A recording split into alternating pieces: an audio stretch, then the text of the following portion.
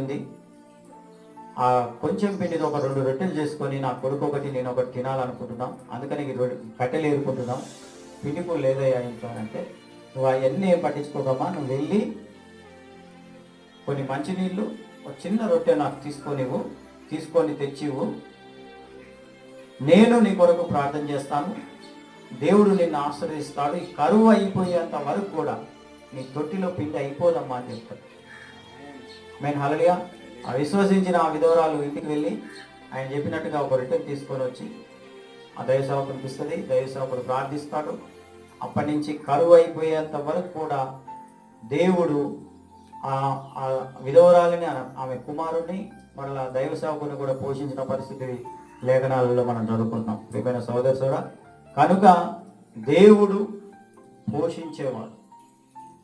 ఆయన కరువు గల సమయంలో కూడా